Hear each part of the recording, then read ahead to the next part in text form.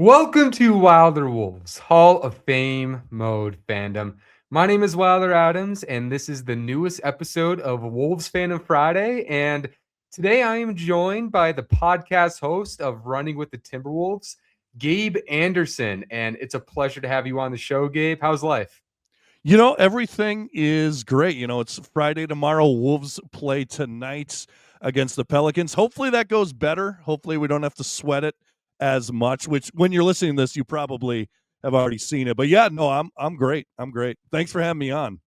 Absolutely. That's a great point. So we are recording this on a Thursday afternoon. So hopefully Friday morning, when you guys are listening to this show, the vibes after the game are still tip top shape after, even though I would say, I'm sure you agree with this, like Minnesota did win the last game, but it wasn't the prettiest. They had to pull No. out a game against a 3-18 Pelicans team. Not pretty.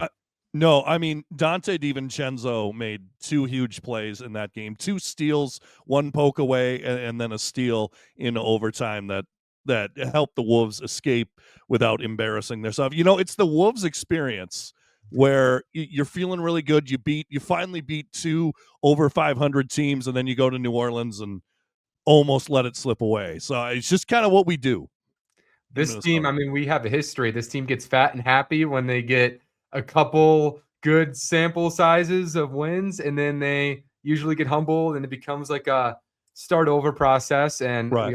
we almost got so close to that I know. happening again.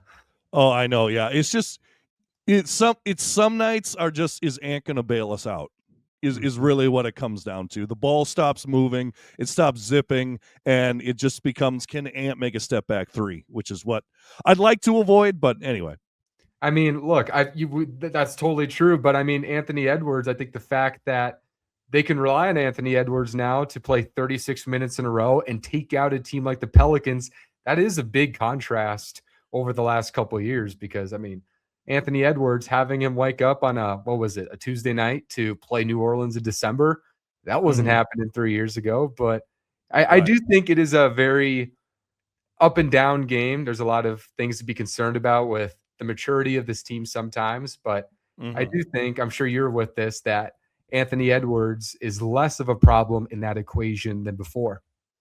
Oh yeah, absolutely, absolutely. I mean, I didn't think he was going to, but I think Anthony Edwards is maybe keen, and I'm not 1,000% sure on this. Maybe keen to try to win MVP this year.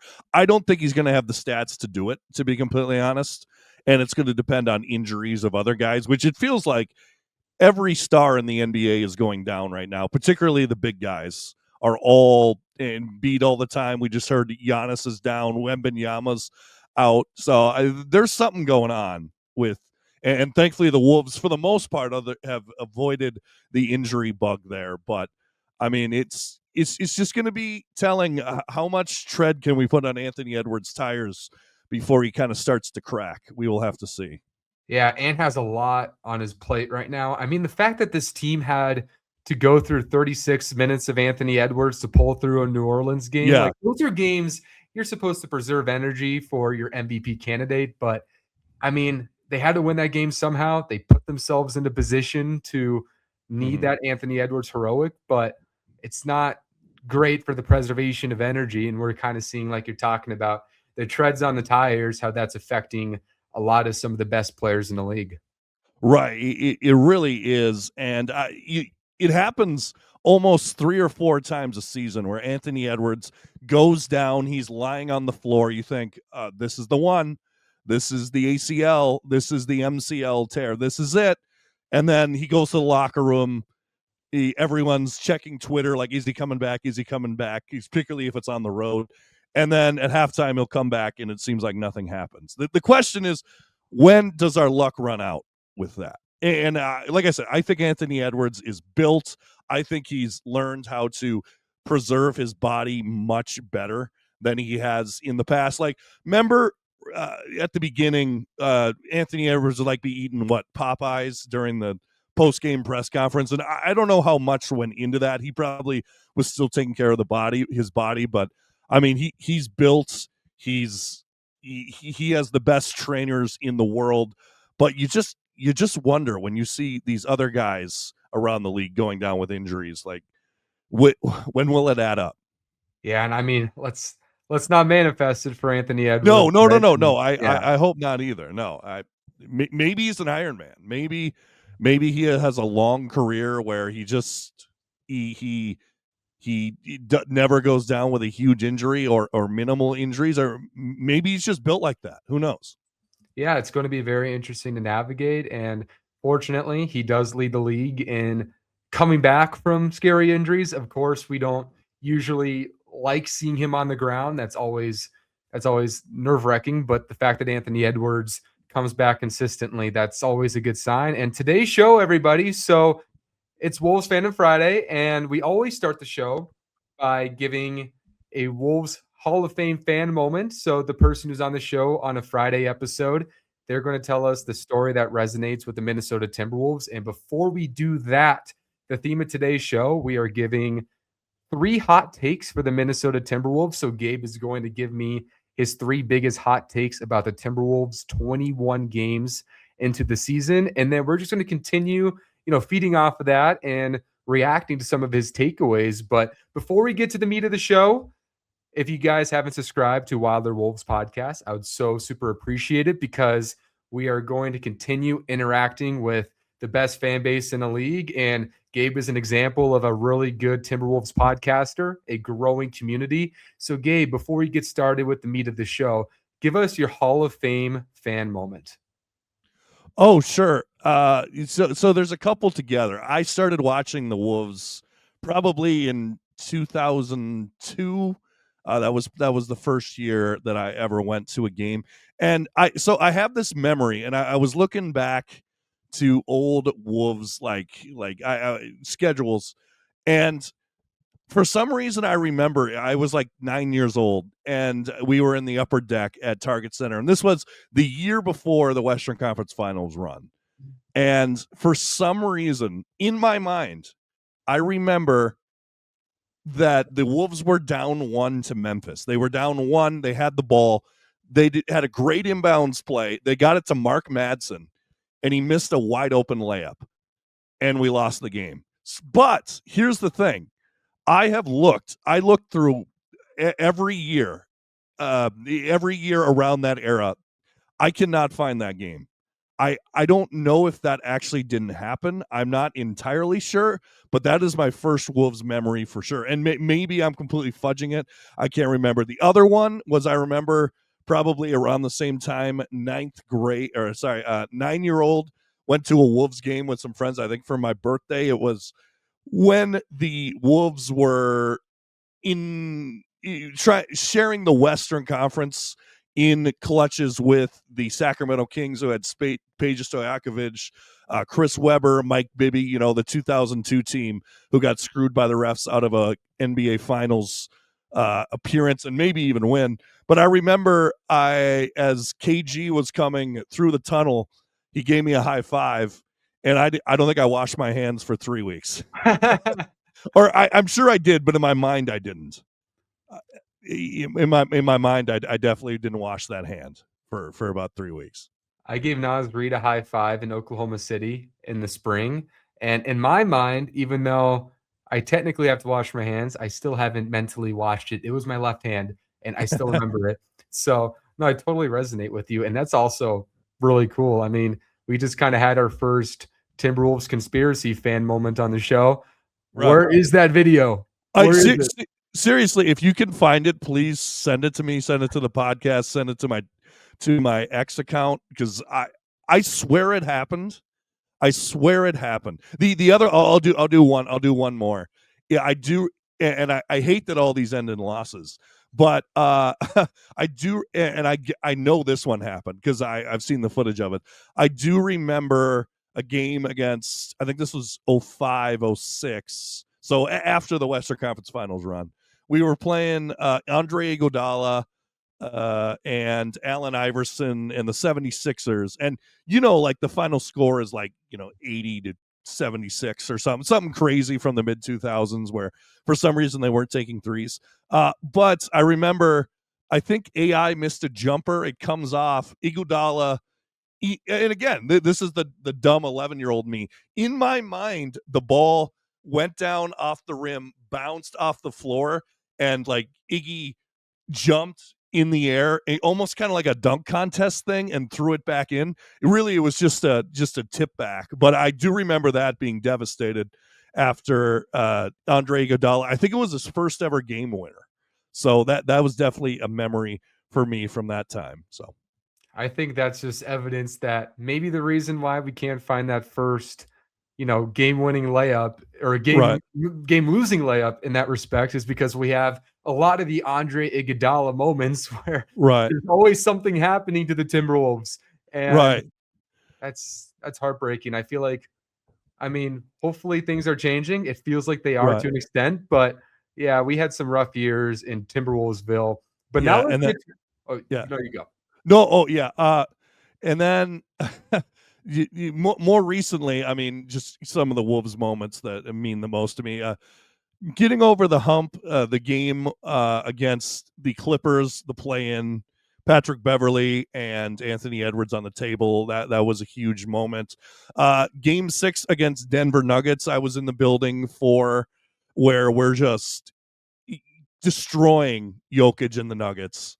Just and everyone is going nuts on every single point. Even we're up 40 with 3 minutes to go, and no one is leaving. No one left that place, and leaving there, it was just a celebration.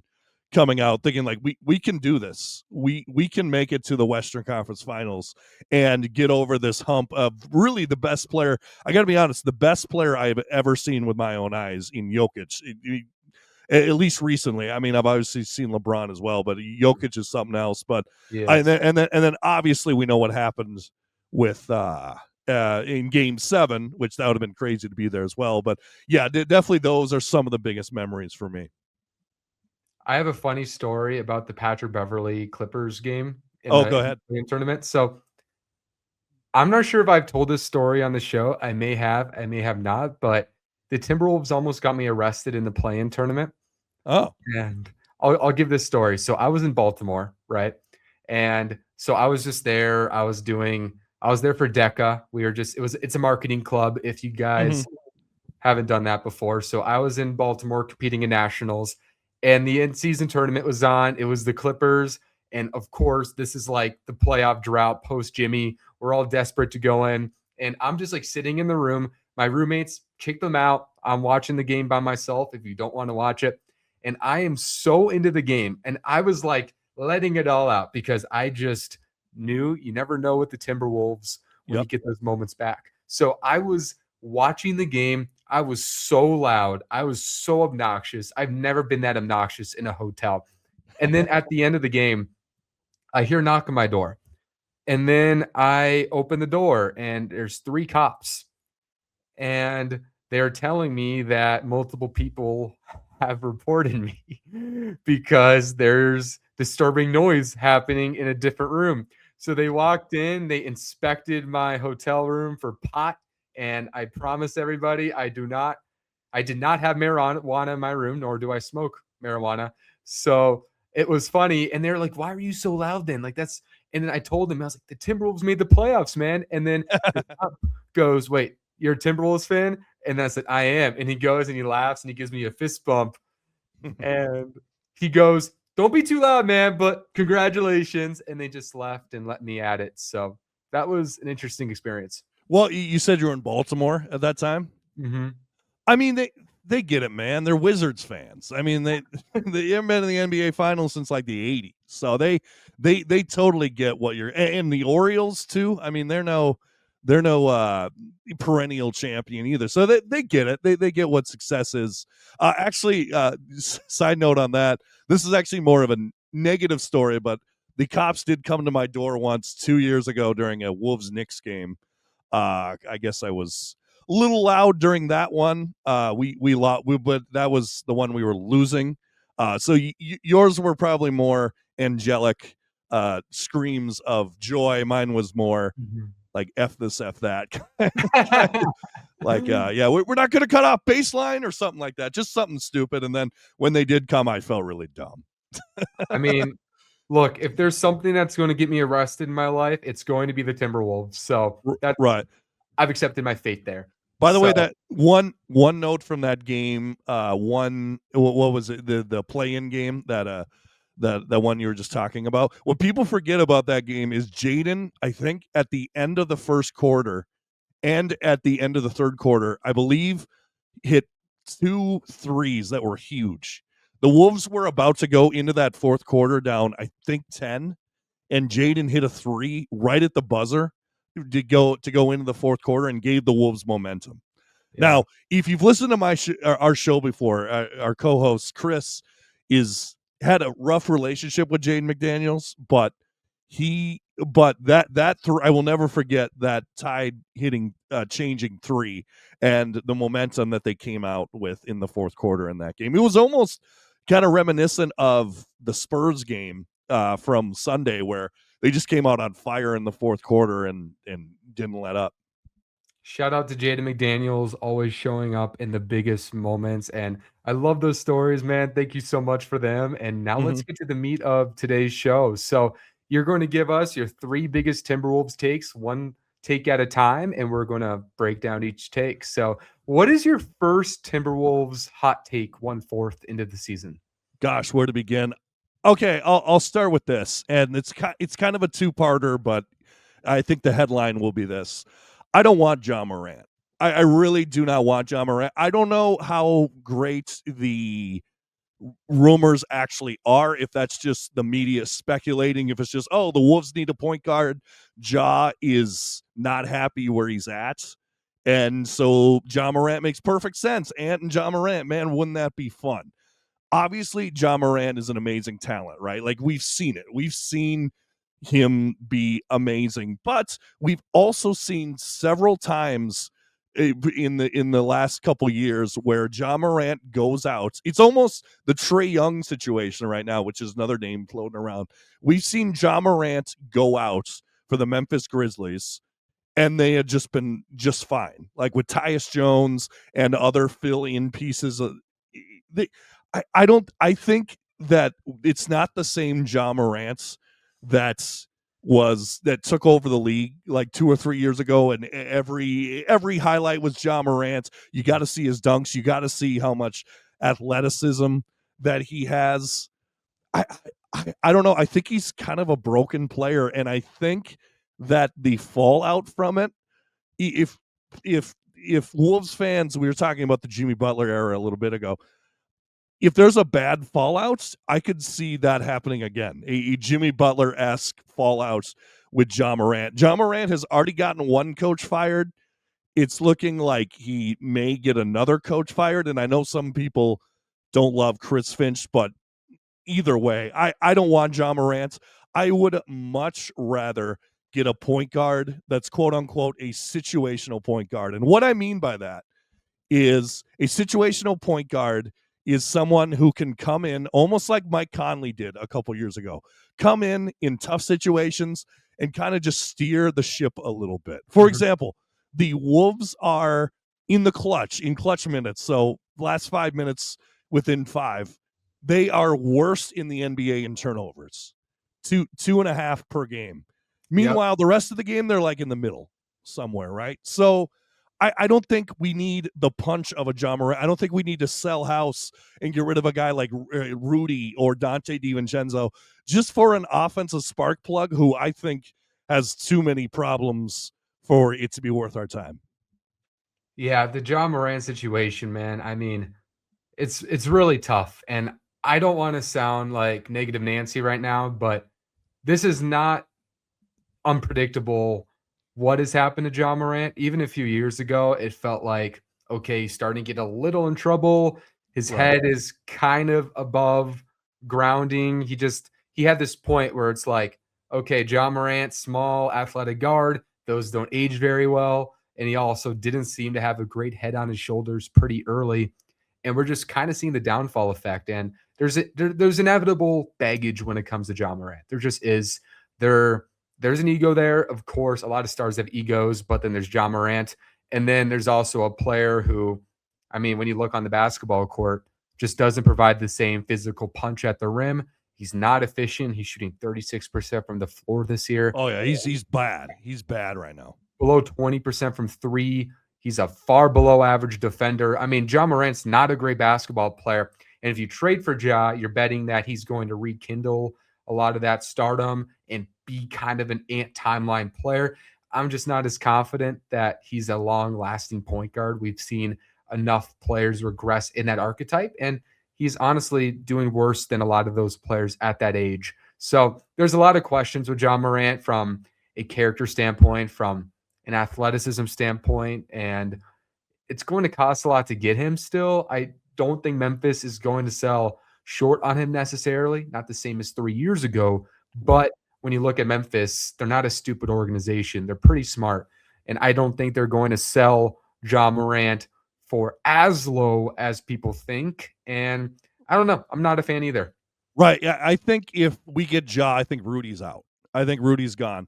And the thing for Memphis, if we're looking from Memphis' point of view, and I always talk about this like with the Atlanta Hawks, where you have Dyson Daniels and Nikhil Alexander Walker on the court, which is like a defensive nightmare for different teams. But think about like Jaren Jackson Jr., Rudy, and then Jalen Wells. Like in a situation where you got to have a stop or a couple stops down the line of a game, that's pretty enticing for that to have those three great defenders on the court. But like I said, I'm not giving up Dante and Rudy Gobert for a guy who could just be suspended with one more strike. I mean, what people got to remember, and I know he hasn't had anything in like a year or so with the gun thing, but he's on strike 2 already. Like it's not like it's not just like, oh, you did something stupid on Instagram. Particularly with where the league is at with the gambling stuff and them really not wanting to look bad. If Ja Morant makes another big mistake, particularly with guns, we could be talking like a whole season out. We could be talking like a half a season out. We could be talking major time gone, and then that's just a waste of time for the Wolves, in my opinion. Oh, totally. And I think the situation, which is unfortunate, but I do think in addition to just not being quite the A+ athlete he once was, I do think the situation has taken a lot of the swagger that Ja Morant has had, and it's his own wrongdoing. It's own wrongdoing. It's his fault. Right. But Ja Morant, just when you watch him, he doesn't have the same passion or energy. And you can debate, does a new team bring that energy back? I mean, we won't know until he joins a new team, but I'm a skeptic by nature, and I'm not sure he's one of those dudes who in 4 years is going to be, a max level player. So the Ja Morant thing, the baggage, I mean, the judgment, I think that's the worst part. This isn't two separate things. Like Ja Morant had a gun issue, and then he posted on his social media playing with guns. I mean, it's just horrible judgment. And ever since, I've seen very little accountability from Ja Morant. It's a lot of blaming other people. And when people play the victim game, they usually repeat their mistakes. So Yep. I'm very out on Ja Morant personally. Of course, it's a fandom show. So if Minnesota traded for Ja Morant, I'll jump on pridelessly onto the bandwagon because, I have no pride, so it's okay. But in reality, I'm with you. Yeah, and I don't see him fitting in this organization, or an organization where it almost feels, and I know it's not, but it almost feels like almost like a family organization. Like you got guys like Rudy Gobert, who a pro's pro, right? You got guys like Mike Conley, who's a pro's pro. You got Joe Ingles on the bench that we play $3 million just to be a vibes guy. Like I think what Tim Connolly is trying to build, and obviously it's about winning championships, right? But I do think he's trying to build like a good, just like a good group of guys around Anthony Edwards, so where Ant can continue to be a leader. And I don't know, I just think it would mess with the nucleus of the Timberwolves, in my opinion. And I think even the upside is Ja Morant is awesome, right? He's 2022 Ja Morant, right? He's the best. He's scoring 27 points a game. He's getting the rim. We're on Sports Center every single night. But I just don't see it. Like you said, I think he's regressed too much, and I think he's too much of a risk. Yeah, I'm fully with you. And the Tim Connolly point's excellent because Tim Connolly, ever since he's come to the team, has been very emphatic on the type of personalities he wants in the locker room. He has that sample in Denver. He has that sample in Minnesota. He's not trying to bring in guys who are supposed to complement your best player, who will bring baggage that takes attention away from your best players, and most importantly, the team. So the Ja Morant thing, we'll see what happens with Ja. We'll see if Memphis even deals him, but I think there's a lot of reasons to be skeptical. And what is your next hottest Timberwolves take? So my hottest Timberwolves take right now is I have a few, but I worry that the Wolves' cushy schedule is making them look better than they actually are right now. Okay, so obviously we're recording this, like we said before, the Pelicans game. So we're 13-8 as we sit right now. Could be 14, could be 13-9. The Wolves have had the 27th easiest schedule in the entire league, or I guess the other way around. Basically, the fourth easiest schedule or third easiest schedule in the league. Mm-hmm. Now, what people say is, and including my podcast host Chris and other people around, they're like, "Oh, it's okay. The Wolves will just catch fire at the end of the year. They'll just do it again." What people forget is, and I looked this up, it's an article published on February 28th, 2025. So right before the Wolves went on a 17-4 run to make the playoffs. And you got to remember, the Wolves just made the playoffs by one game. If Mm-hmm. they don't have that massive comeback against OKC, where it was like Terrence Shannon Jr. and Jalen Clark. It was all the young guys, and then Ant came in and had that block at the end. They don't have that. They're in the plan. Okay. I mean, the margin for error is so thin. So, anyway, the article from February 28th, 2025, right before the Wolves went on a run, they had the second easiest strength of schedule to finish the season. So, I'm not going to say that they weren't playing great at the end, the 17-4 run, which they were. They were playing awesome. Rudy was playing some of the best basketball I've seen of his entire career during that time. But all I'm saying is, like, we should be better than this. I mean, we let these games get away. The Suns debacle.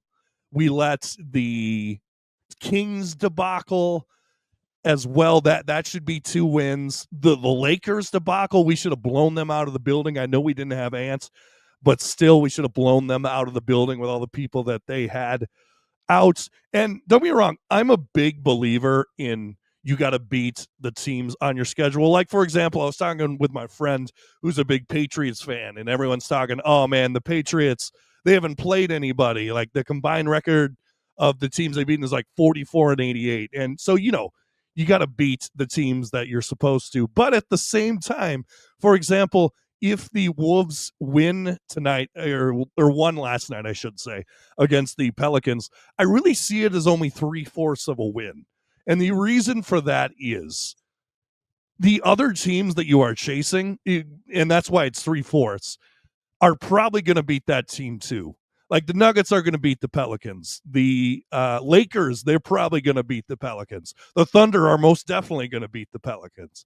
So you obviously, the Wolves have had trouble in the past going out and getting the wins that they needed against bad teams. And that's great that you go out and get those wins. But man, with just some of the opportunities that we've let slip, I feel like it could be fool's gold right here, particularly in a tough Western Conference. When you find yourself after the really easy schedule, you're really only the 6th seed, and a team that you let one go against in the Suns are right on your tail, right on your, like, they're a half game behind as we stand right now. I think you had a lot of great points, and I think there's a lot of reasons to question the legitimacy of the start from the schedule, how poor the teams have been. And I think we need to emphasize, obviously, people always try to predict which years people try to tank and be like tank for Wemby, tank for Flag, all that. I don't think I've seen this many bad teams in the NBA in like 5 years. It's Right. the bad teams this year are just next level bad, even compared to last year, even compared to the Wemby draft. It's a different level of bad. Minnesota has had plenty of opportunity, whether they play Sacramento, whether they play the Pelicans, whether they play the Hornets, the Nets. They've gotten all of those teams, and there's a lot of questions. And something I didn't like about that post game is Chris Finch kind of admitted post game the Timberwolves are bored, and the problem with that is what makes you earn the right to be bored? You're Yeah. 13-8. You're not that good right now. You're 13-8. Why are we talking like you're preparing for some playoff basketball when you're 2-8 against below 500 or above 500 teams right now? And there's real questions about, is your bench any good?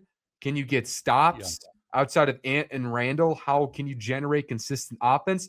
These are big questions that really frustrate me, that you have to work Anthony Edwards that hard to pull a game against the Pelicans because you're bored when you're already behind, because they should be like 16-5 right now and they're not. Oh yeah. So it's a problem. It is a problem, and it's interesting that you mentioned that quote from Finch, because I was just watching a video on YouTube about the '08 I think it was the '08 New York Mets, and they were like the super team. Like they had David Wright, and they had Jose Reyes, and they had all these great players. They had Carlos Beltran, and they had all these great players, and they had this huge lead in the division. And I think it was Pedro Martinez. He kind of came out and said the same thing. He said, "Man, we're so good, we take nights off. Like we're almost we're just kind of waiting for the playoffs. Like we wish the playoffs were tomorrow, like this, we don't need to do the rest of the season." And what happens? They blow one of the biggest leads, like they had a 7-game lead with 17 to go, and they blew it and missed the playoffs. So I'm not saying that's going to happen to the Wolves, but when you do hear stuff from Finch like that, you do get a little worried. And they've had this in their DNA for a long time. And I will, as I'm saying this and I'm criticizing, I will give the team credit. For the most part, they have taken care of business against bad teams. And the Pelicans was probably the worst they've looked against bad teams in a lot of ways. I mean, the Sacramento Kings game was bad, but this is about as bad as it's looked. And for the most part, they've taken care of business. It's just, I don't like hearing you're bored. They always say this, and whatever industry, whether it's basketball, whether it's acting or business, you always stay ready. You take advantage of the opportunities in front of you. And when you fall asleep against bad teams, you're kind of hurting your energy when you're playing good teams, because that you had to play a lot of unnecessary catch up that Pelicans game. So I do think the Timberwolves are a good team. I do think that they have a lot of solvable issues, but we're in year 6 of Chris Finch and Anthony Edwards. I mean, definitely don't want to keep hearing the same problem, but it does look like there's still some of that in their DNA. Right. And don't get me wrong. I mean, this team, not the exact team, obviously. Cat was gone. But Ann has gone to 2 straight Western Conference finals. So the narrative is kind of, they figure it out. Mm-hmm. All I'm saying is it's going to be tougher to figure it out this year, because like you were mentioning how bad the West, or a lot of teams are, like Indiana and the Nets, and who are some of the other teams that are, the Wizards. I mean, you're thinking how bad they are. When the Wolves were playing those teams with the easy schedule last year, not only were they bad, they were worse because they had just traded all of their players worth anything at the trade deadline. Mm-hmm. So not only were they playing bad teams, but they were playing even worse teams that are completely selling and not trying at that point trying to get in the Cooper Flag sweepstakes, which that didn't go too well for all those tanking teams. But man, all I'm saying is, man, if the Wolves are just planning on, we'll pick it up, we'll find it, we'll get into a tone later on in the year, and we'll roll through the league. Look at the end of the year schedule. It's not as easy. It's not going to be as easy as last year. It balances out eventually, right? You start easy, you'll probably have more difficult games. And I mean, and we've seen them against good teams struggle this year. And that's why I think it's kind of like, okay, you're bored against bad teams, but when you play against good teams, you get severely dominated physically and in a possession battle, because that's kind of been the theme so far against good teams. They just can't win the possession battle, whether it's like rebounding. I mean, Rudy Gobert has been taken out of really good team games because you can't really match his physicality with other teams. So they have a lot to prove against bad or good teams right now. And they better show up in those, or these quotes look really bad. Right. Particularly, I mean, at a certain point, you got to decide, Is this franchise okay with making Western Conference Finals, or do we want to compete with OKC? Because whether you like it or not, OKC, obviously barring an injury or something terrible happening, they're going to be the top dog for the next 2 or 3 years. And that's right during Ant's prime. So they need to decide, are we the Indiana Pacers of the past, where, it's we make the playoffs every year, we win maybe a playoff round, or for example, are we the Cleveland Cavaliers, where great regular season, make the playoffs, maybe win the first round, and then we can't perform when it matters most. I believe in Anthony Edwards, I really do, but it's going to be an interesting call for Tim Connolly and the rest of the squad and the management squad. And the answer should be you're trying to win a championship when you have in my opinion, this might be a hot take. I think Anthony Edwards has become the most complete scorer in the league outside of Nikola Jokic. I think what he's doing right now in terms of 73% at the rim, 43% from mid-range, 41% from three on high volume, the athleticism, the skill, the variance he's showcasing. You just have one of those dudes who could be the best scorer in the league for the next decade. And when you have a dude like that, you got to win in the biggest moments. So I think Minnesota is in a good spot. I think they have a lot of questions, but I do think that when you have Anthony Edwards, the answers, it's pretty clear what direction you're trying to head. And like you're saying, you got to be deliberate about that, which is a consistency thing with this team. Absolutely. Absolutely. And now let's transition to your final hot take for this podcast. What's your final hot take for the Minnesota Timberwolves? Well, it's funny because it's actually what you were just kind of saying, but kind of going fully into it now. This is the time for the Wolves to win now because of what you're just talking about, Anthony Edwards. Because how many generational talents has this franchise has been around 32 years or so, give or take, maybe more, 80, I don't know. You can do the math at home. Almost 40 years. How many generational talents have we had on this team? 2. We've had 2 generational talents, and one is on the team right now. The first one, we made one Western Conference Finals, couldn't get to the finals, couldn't get past a barrier. He goes off to Boston, finally gets it done. Anything's possible, yada, yada, yada. We cannot fail Anthony Edwards in this moment. Because look at all of the top, and I'm not saying like the small star, I'm talking the top of the top stars in the NBA. Are they on the team that drafted them right now? Probably not. Is LeBron on the Cavs? No. Is Durant on OKC? No. Is Harden on OKC? No. Obviously, we know how that went. Is Russ? I guess a lot of OKC. Is Russ on OKC? No. Is Shea? No. Yeah, exactly. Is Shea with the Clippers? No. Luka? No. Yeah, Luka. Is Luka with Dallas? No. But the exceptions are things that aren't going to apply to us, because the exception's Kobe Bryant, right, who stayed with the Lakers the entire time. But that's the Los Angeles Lakers. That's the biggest, one of the biggest brands in the entire world.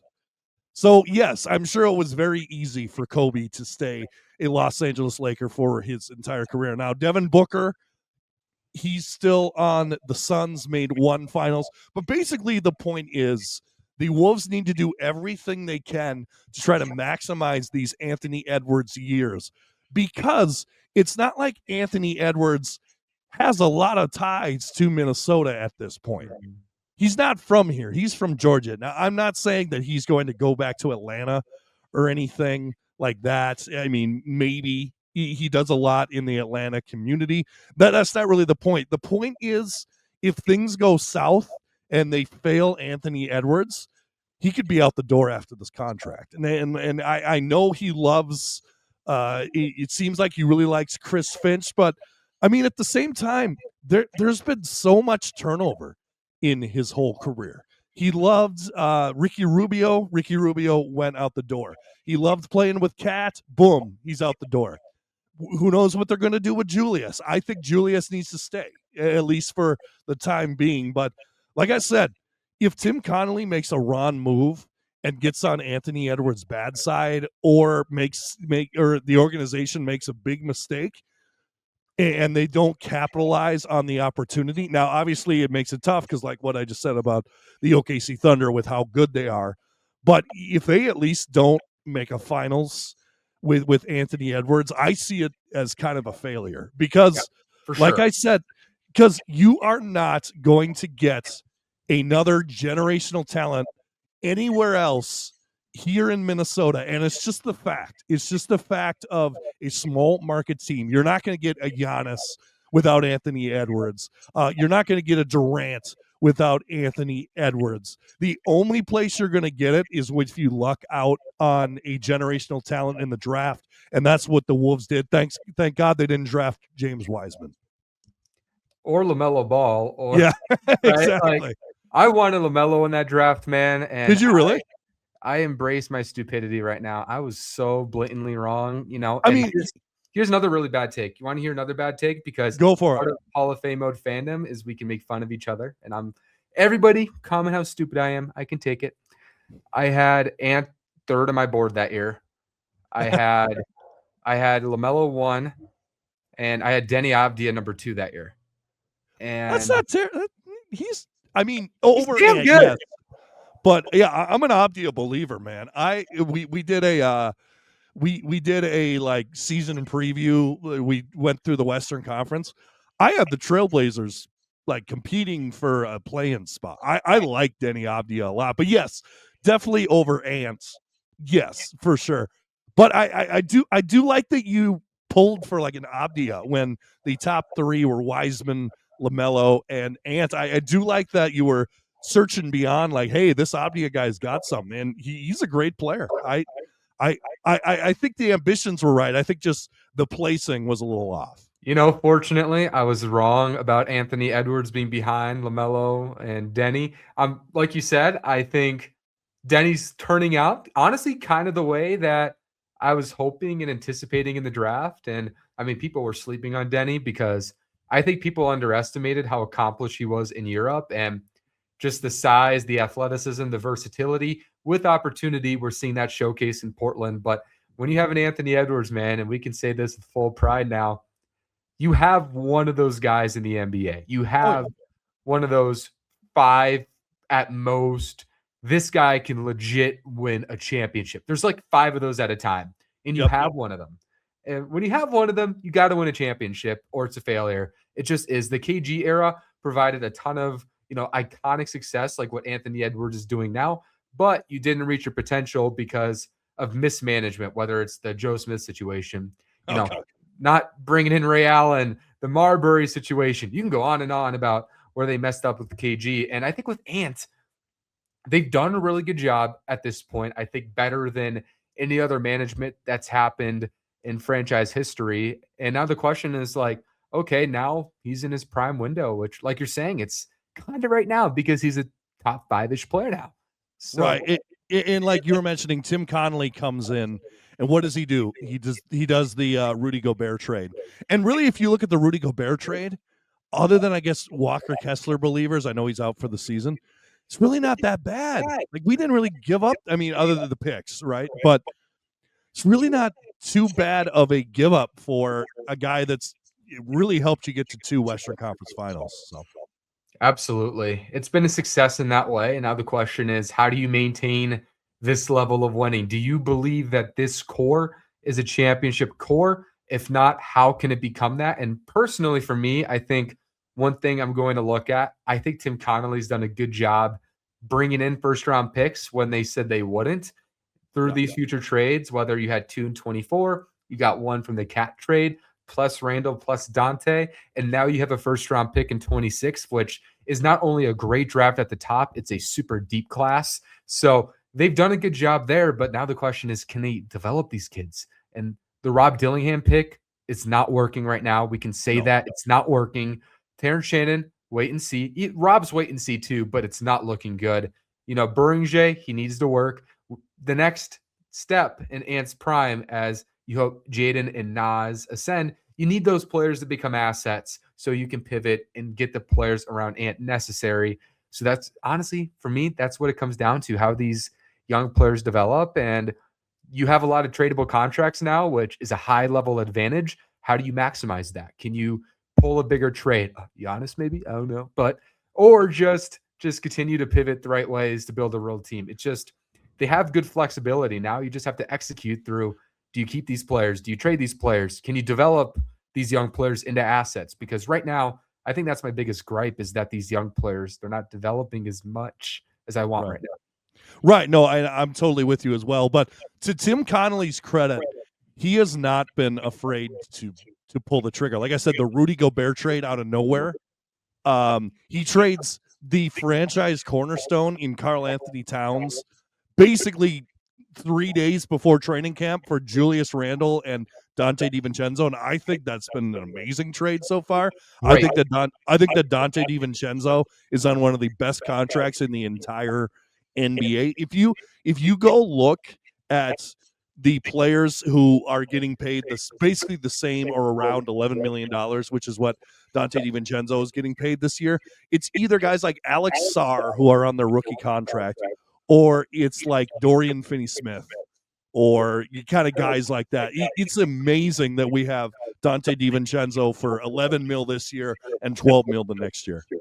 Yeah, that's what Tim Connolly does great. He's very, I think, underrated in terms of, he's great at figuring out contracts. Whether, I mean, a couple of years ago, people were like, new CBA, and Cat and Rudy are on supermax contracts. Mm-hmm. And then you redo the Rudy contract instead in this new extension, make it around $36 million a year.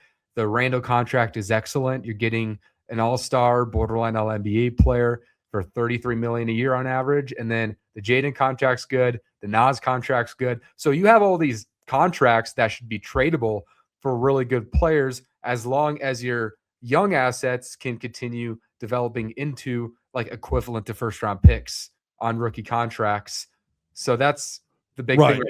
And to finish out the point, like you were mentioning, is what I've seen out of Tim Connolly and wanting to win a championship and wanting to bring it all home. He's already done it in Denver. Like he did that. He made that team, and he's getting all these good contracts, and he's making aggressive moves every single time. Like not dumb aggressive moves, like not like something dumb like taking a flyer on Ja, which I don't think they're going to do, like I mentioned earlier. But he just smart moves that make the team better, move the needle a little bit.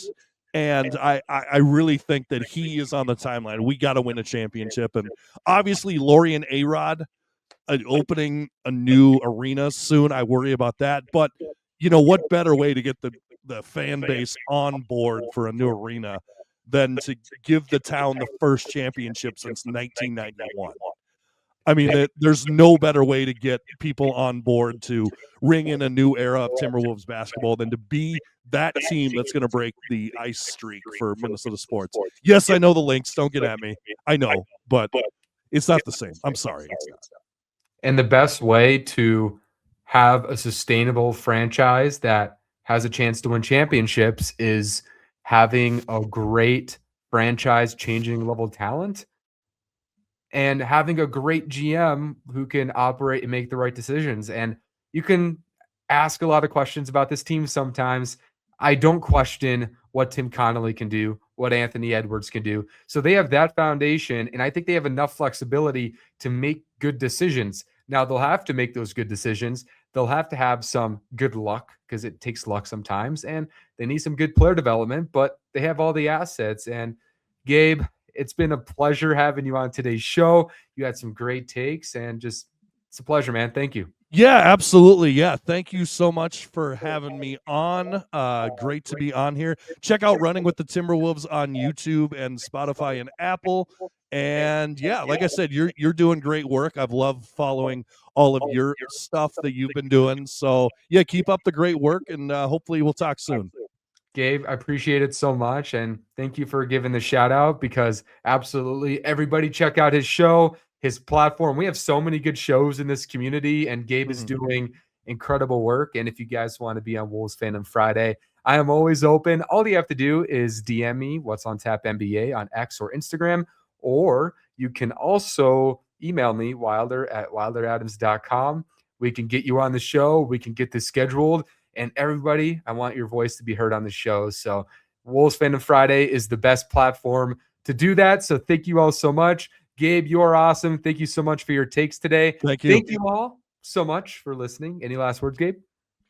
No, I mean I'm excited for this year. It's like I said, some of my gripes were just nitpicks. Believe me, I've been there. I know how bad this franchise has been, and it may, if I have sounded at all negative, believe me, I'm sky high with how great these last couple of years have been. Seeing the progression of Anthony Edwards, the growth of this team, and sky's the limit for this team.